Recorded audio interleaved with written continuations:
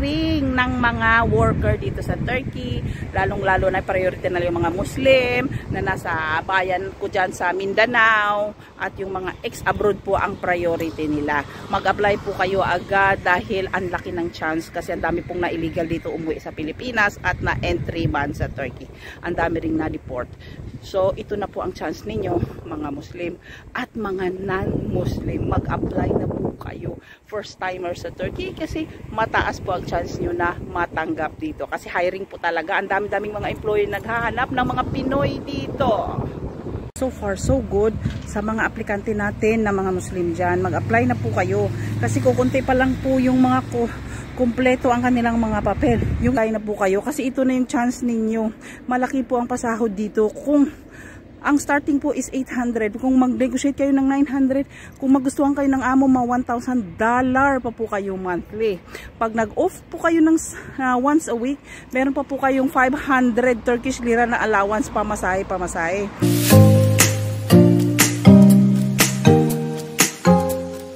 Magandang araw sa inyong lahat. Ito naman si Inday Janelle, ang ambisyosang YouTuber dito sa Antalya, Turkey. Ngayon, pag-uusapan natin yung hiring ng mga Muslim dito sa Turkey.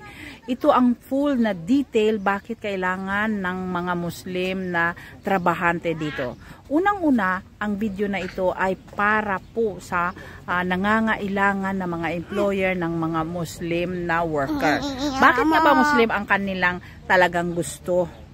Una, dito sa Turkey maraming mga conservative Muslim. So, ang kailangan talaga nila ay ang mga employee nila na Muslim. Marami pong mga nani dito at kasambahay at nag-aalaga ng mga bata na mga Pilipino na Kristiyano. So, dito, bakit ayaw nila ng Christian? Bakit gusto nila mas preferable sa kanilang Muslim ang kanilang mga worker na talagang by birth pa ang request? Kasi sila, nagsisimba sila. So, first, pag Muslim ka, alam mo yung cultural and tradition ng Muslim.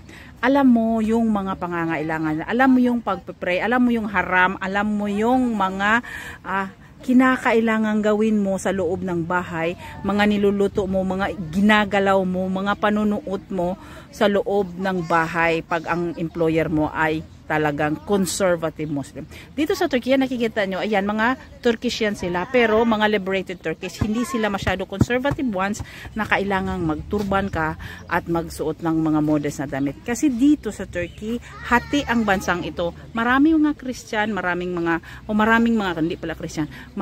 mga open-minded or open na panunuot ng mga Turko. So, hinahanap ng ibang employer dito ang Muslim kasi dahil nga yun sa sinasabi ko a while ago na yun ang dapat na gawin mo. Tapos yung mga conservative muna employer dito na mga Muslim ay pumupunta yan sila, naghahajj kasi yan sila pumunta sa Saudi Arabia. So pag Kristiyano ang kanilang nani, hindi nila makukunan yan ng visa papunta doon kasi bawal nga doon ang Kristiyano sa Madina at Makkah. So hindi po pwede mag-hajj yung mga Kristiyano. So napipilitan silang mag-alis na sila lang. Hindi nila madadala yung mga maliit nilang anak, na hindi sila makadala ng helper doon sa sa Saudi Arabia kung hindi po Muslim yung kanilang mga nanay.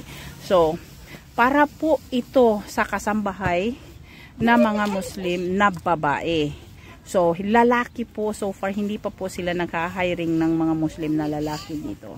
Bakit nagtatanong kayo, hindi man ang mga Filipino dito? Kasi ang mga Filipino, hindi yan magsabi ng no, always yes.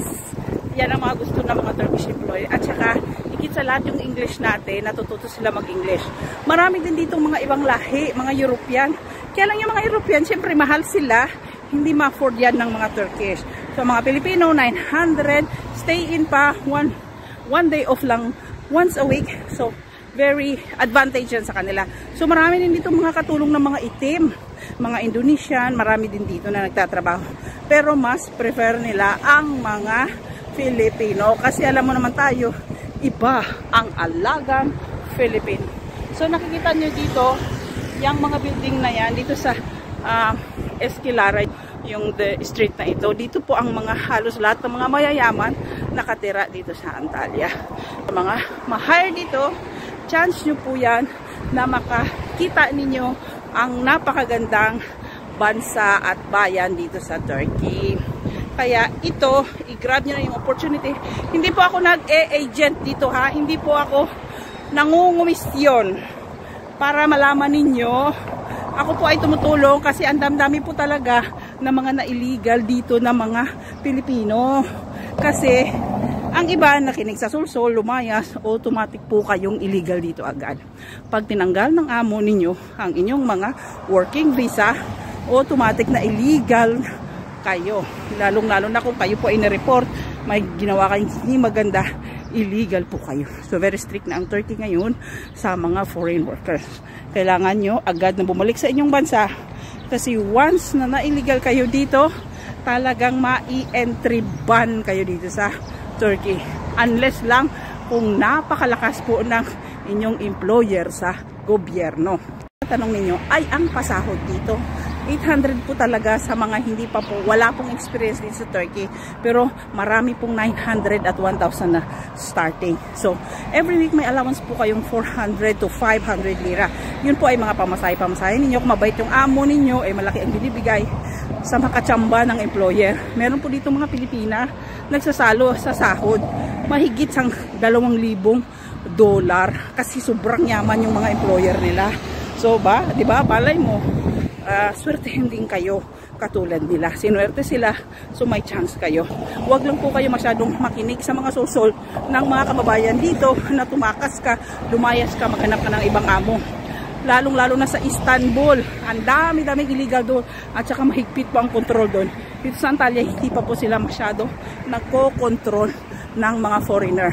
Kasi yung kamag-anak namin na pulis, nagsabi mas priority nila i-control yung mga Iranian, Syrian, mga Afghanistan, yung mga Guch nga, yung mga galing sa mga neighboring country na tumakas sa poda din sa Turkey. Kasi daw ang mga Kazakh, Kyrgyz, mga Pilipino, Indonesian, Thailander, nagtatrabaho po yan sila ito ng legal at maayos, walang ginagawang masama. So, chance ninyo, kung mapunta kayo dito sa Antalya, kasi hindi po masyado stricto ang control dito ng mga polis sa mga illegal. Tatanong kung marami bang illegal dito sa Antalya? Yes, maraming mga illegal dito. Patsamba-tsamba nga lang kung makontrol kayo o hindi. Pero so far, so good. Isa lang po, dalawa pa lang ang nakontrol dito at na-deport. Niyo kung ang mga pag-uugali, manyakis din ba ang mga Turko. So far, parang wala pa man ako narinig na ginahasa ng employer dito. Hindi pa pong hinipo-hipuan. Kasi kadaming magandang mga Turko dito na babae at kadaming Russian dito na mga magaganda. So, ang sex accessible lang anywhere dito. Hindi sila masyado nagnanasa sa kanilang mga katulong. Lalong-lalo na yung mga nag-aalaga sa kanilang mga anak, ay binirerespeto po nila yan. Sinanchingan ng inyong employer or ginhasa or magreklamo po kayo sa embassy natin dito sa Turkey. Isang tawag po sa kanila, talagang nagre-respond sila. Matagal nga lang, pero gumagawa sila ng paraan. Gusto ko rin i-clear doon sa video ko na nauna na bakit gusto nila ng mga inborn Muslim at hindi yung mga converted Islam. Kasi po, pag inborn Muslim, alam talaga nila yung lahat ng bagay about Islam.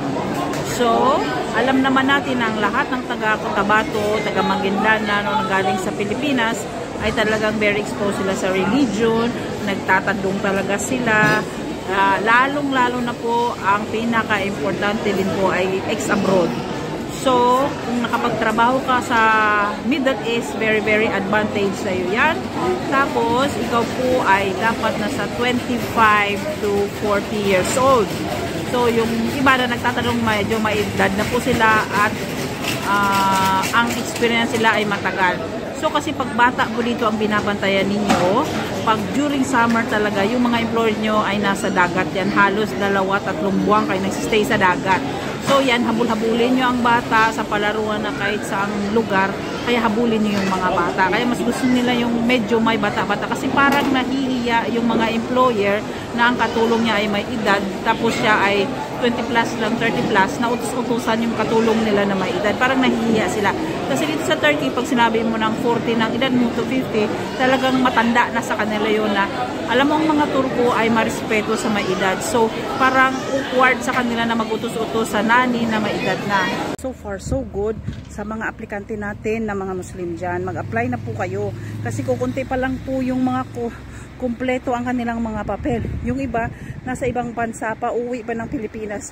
So kayo, kung kumpleto na ang inyong mga papel, meron kayong passport, mag-contact po kayo dito sa inbox po kayo dito sa video na ito. Kasi i-forward ko po kayo sa mga employer. Para naman po sa mga kababayan natin na nandyan sa Maguindanao or kung saan man kayo ng bahagi ng mga Muslim, mag-apply na po kayo. Kasi ito na yung chance ninyo. Malaki po ang pasahod dito. Kung ang starting po is 800. Kung mag-negotiate kayo ng 900, kung magustuhan kayo ng amo, mga $1,000 pa po kayo monthly. Pag nag-off po kayo ng once a week, meron pa po kayong 500 Turkish lira na allowance pamasahe. So, ito na ang opportunity ninyo. Kaysa sa Middle East na grabe ang trabaho, wala pa pong off, na sa $400 to $500 lang sahod niyo. Kaya i-grab na ninyo ang opportunity na mag-apply dito sa Turkey, lalong-lalo na sa mga employer na gusto talaga nila preferably Muslim na mga aplikante. Kasi alam po, hindi na po sila mahihirapan mag-explain pa tungkol sa religion. Hindi na po nila kailangan pang sabihin pa ang mga pananamit mo sa loob ng bahay, sa labas ng bahay. So, ito na yung chance ninyo. Mag-apply na po kayo talaga dito kasi napaka taas ng opportunity sa mga Muslim applicant dito kasi napakahirap po mag-hire ng mga Muslim dyan sa Pilipinas kasi usually mga taga Luzon po ang nandito na nagtatrabaho sa bansang Turkey. So ako po ay wag po kayong matakot na sinasabi nyong illegal, baka illegal ito, baka scam. Hindi po. Kasi pag nagloko po ang agency or ang employer na mag-hire sa inyo, ako po mismo ang magre-reklamo sa kanila sa police station. Lalong-lalo na po yung mga agent dito naman luloko, yung mga datihan dito, ang laki-laki ng mga placement fee na kinukuha nila sa mga Pinay. Namatay na po yun sa COVID, yung agent na yun, ginabaan na yun siya. Yung assistant niya, ginabaan na rin. Ayun, may mga bukol-bukol na sa katawan. So, yun po sila ay napaparusahan ng Diyos. Alhamdulillah. Sila po ay may karma. Dumating na yung mga karma sa kanila. Kasi gusto nila yung easy money. Pagkakapirahan nila yung mga kapwa natin na OFW na hindi naman talagang maganda ang mga kalagayan sa Pilipinas, nangungutang para makapunta dito, nagsasanla o bibenta ng mga ari-arian para lang makapag-abroad. So wag naman kayong ganyan mga agent kasi po nagabaan na po yun ang isa sa pinakamalaking agent dito sa Turkey. Siya po ay namatay pati ang kanyang kapatid dahil sa COVID. Sumalangit na po nawa ang kanyang kaluluwa. Hindi po naman po na ipinagdasal natin na namatay siya o nakarma siya. Pero kasi iyon po ay ang kagustuhan ng Diyos na matigil na ang kanilang mga kagagawa na 250, 270, 200,000 lira ang sinisingil nila sa mga aplikante dyan sa Pilipinas. Sabi po kung meron akong masaktan or nasaktan sa sinabi ko na namatay na yung pinakamalaking recruiter dito sa Turkey. Kasi po sa mga marami din po siyang natulungan na nandito na nakaahon sila sa kahirapan, nakatulong sa pamilya. Pero yung ikinasasama lang po ng loob ko kasi ang dami-dami nilang hinire sa Pilipinas, sa Hong Kong, Singapore at saka sa Taiwan na hindi nakaalis pero binayaran sila ng placement fee. Ngayon wala na pong placement fee. So sumalangit nawa ang iyong kaluluwa sa yung dyan kung saan ka man. I'm so sorry if I've hurt somebody or I will hurt somebody. So this is reality. Magalit man kayo sa akin o hindi, talagang sasabihin ko sa inyo ang katotohanan na dahil ang karma talaga ay babalik at babalik sa iyo, kabutihan man at kasamaan ang iyong nagawa. So ngayon po, ito na po lang ang babayaran ninyo, ang inyong visa. Hindi ko sigurado ang Turkish visa kung magkano na. Ang alam ko ito $60 or $70. Pero ngayon, magtanong na lang po kayo doon sa embassy sa Turkey, sa Manila, kung magkano na po ang kanilang visa. So guys, chance na ninyo, mag-apply na kayo dito. Tingnan nyo ang kagandahan ng bansang ng Antalya. Ito po ang Mediterranean Sea sa palibot natin. Yung mga tao naglalakad po dito. Sa mga nagtatanong po kung mga Arabo ba ang mga nandito, hindi po ito mga Arabo ang nakatira dito. Ang mga employer niyo po ay mga Turko at sila po ay mga mayayaman, mga elite family dito sa Turkey. So mas gusto nila yung Muslim kasi sila sila po ay mga conservative Muslim. Pero yung iba naman na mga Kristiyano, na mga aplikante dito, hindi po talaga stricto sa pananamit. Very, ano po sila, yan po ang mga very liberated. Yan po ang mga kalimitan na mga building dito na may mga nani na mga Filipino. Ito na po ang chance ninyo. See you po dito sa bansang Turkey. Kasi po, ang dami-dami po palang mga kababayan natin dito sa Turkey na na-deport, nahuli kasi na-illegal sila. Tapos yung iba naman nag-a-apply para makabalik dito. Sinamang palad yung mga dumaan po sa illegal sila dito, tapos nag-isikaso ng employer nila ang kanilang mga papel na umuwi sa Pilipinas para makabalik dito, ay sa kasamaang palad sila po ay na-entry ban sa Turkey. How long? I don't know, but as far as I know, minimum 5 years po kayong ban dito sa Turkey. Makakabalik po kayo after siguro 5 years. Sa iba naman na nagsasabi, nagbayad ako sa airport para makabalik ako dito. Ay ngayong taon po, wala na pong ganun. Ma-entry ban po talaga kayo kahit anong lahi kayo dito sa bansang Turkey. Kasi very strict na sila dito. So guys, chance na ninyo, yung mga first timer na pumunta ng Turkey, meron po kayong chance na makapunta dito at ma-approve yung inyong visa. Kailangan nyo lang po physically fit at saka pumasa po kayo sa interview ng inyong mga employer. Bye bye! See you next week sa ating next video. Sa lahat ng mga nanood ng videong ito, huwag niyo pong kalimutan i-subscribe para updated po kayo sa susunod nating video. Okay? Thank you so much!